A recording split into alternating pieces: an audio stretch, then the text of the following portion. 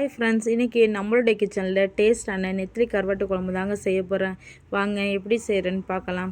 அதுக்கு தேவையான பொருட்கள்: 1/4 கிலோ நெத்திலி கருவாடு, ஒரு 2 பெரிய வெங்காயத்தை எடுத்து கட் பண்ணி வச்சுக்கோங்க, ஒரு 2 தக்காளி எடுத்து கட் பண்ணி வச்சுக்கோங்க, தேவையான அளவு கருவேப்பிலை எடுத்துக்கோங்க, ஒரு 10 பூண்டு பல் எடுத்து உரித்து வச்சுக்கோங்க, ஒரு 5-6 பூண்டு பல் எடுத்து இடித்து வச்சுக்கோங்க, ஒரு டீஸ்பூன் மிளகு எடுத்து இடித்து வச்சுக்கோங்க. இந்த குழம்பு செய்ய என்னென்ன காய்கறின்னு வாங்க பார்க்கலாம். ஒரு 2 முருங்கைக்காய் கட் பண்ணி வச்சுக்கோங்க, ஒரு 2 கத்திரிக்காய் எடுத்து கட் பண்ணி வச்சுக்கோங்க, கொஞ்சமாக புளி எடுத்து ஊற வச்சு கரைச்சி வச்சுக்கோங்க. இப்போ ஸ்டவ் ஆன் பண்ணி கடாயை ஹீட் பண்ணிக்கலாங்க.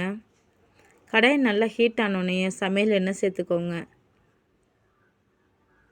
எண்ணெய் நல்லா காஞ்சதும் 2 டீஸ்பூன் வெந்தயம் சேர்த்துக்கலாங்க. இப்போ வெந்தயம் நல்லா பொரிஞ்சதும் 1 டீஸ்பூன் கடுகு சேர்த்துக்கோங்க. கடுகு நல்லா பொரிஞ்சதும் இப்போ நம்ம உரித்து வச்ச பூண்டு சேர்த்துக்கிறோங்க. இப்போ வெங்காயம் சேர்த்து நல்லா வதக்கிக்கோங்க.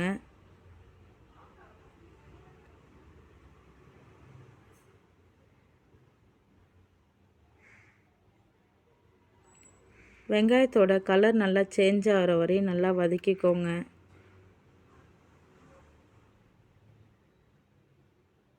வெங்காயம் நல்லா வதங்கிருச்சிங்க. இப்போ நம்ம கட் பண்ணி வச்சுருக்க தக்காளி சேர்த்துக்கலாங்க.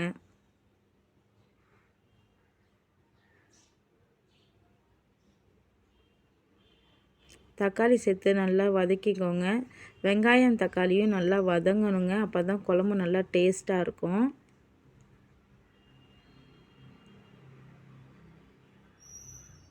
தக்காளி நல்லா வதங்கிருச்சிங்க. இப்போ கருவேப்பிலை சேர்த்துக்கலாங்க.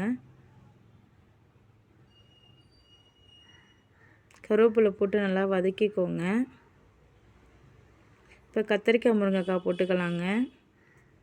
கத்திரிக்காய் முருங்கைக்காய் போட்டு நல்லா வதக்கிக்கோங்க. 2 நிமிஷம் நல்லா வதங்கட்டும்.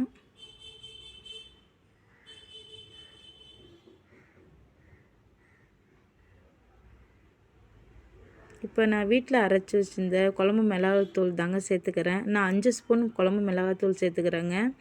நீங்கள் உங்களுக்கு காரத்துக்கு தகுந்தா போல் நீங்கள் சேர்த்துக்கோங்க. அடுப்பை வந்து சிம்மில் வச்சுருங்க, இல்லைன்னா மசாலா வந்து கருகிடும்.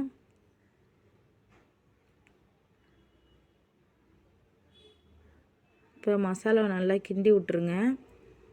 மசாலாவுடைய பச்சை வாசனை போகிற அளவுக்கு நல்லா வதக்கிக்கோங்க.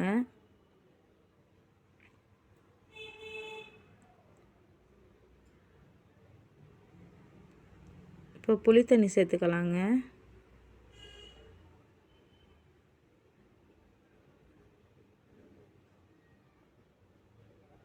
புளி தண்ணி ஊற்றி நல்லா கிண்டி விடுங்க.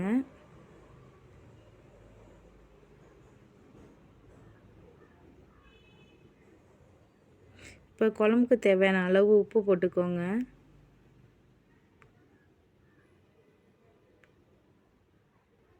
இப்போ குழம்புக்கு தேவையான அளவு தண்ணி ஊற்றிக்கோங்க.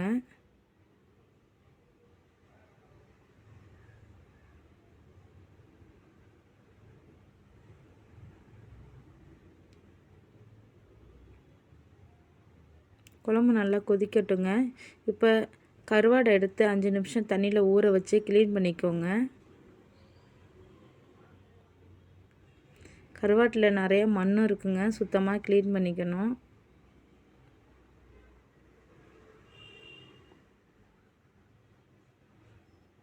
குழம்பு நல்லா கொதிச்சிருச்சுங்க. இப்போ நம்ம போட்டிருந்த காயெல்லாம் நல்லா வெந்துருச்சு. இப்போ கருவாடு சேர்த்துக்கலாங்க.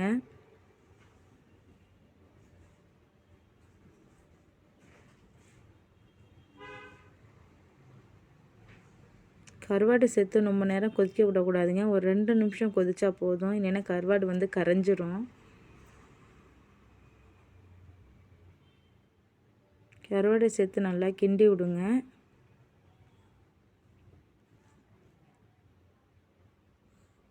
இப்போ நம்ம குழம்பு வந்து இறக்க போகிற ஸ்டேஜில் இடித்து வச்சிருந்த பூண்டும் மிளகையும் சேர்த்து ஒரு நிமிஷம் கொதிச்சா போதுங்க, நம்ம இறக்கிடலாங்க.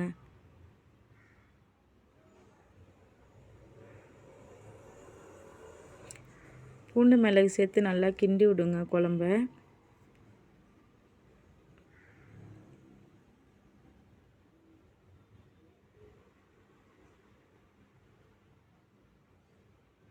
இப்போ குழம்பு நல்லா கொதிச்சிருச்சுங்க. நம்ம போட்டிருந்த கத்திரிக்காய், முருங்கைக்காய், கருவாடெலாம் நல்லா வெந்துருச்சு. குழம்பும் நல்லா ரெடி ஆயிடுச்சுங்க. இந்த வீடியோ உங்களுக்கு பிடிச்சிருந்துச்சுன்னா லைக் பண்ணுங்கள், ஷேர் பண்ணுங்கள், சப்ஸ்கிரைப் பண்ணுங்கள். ஓகே, பாய்.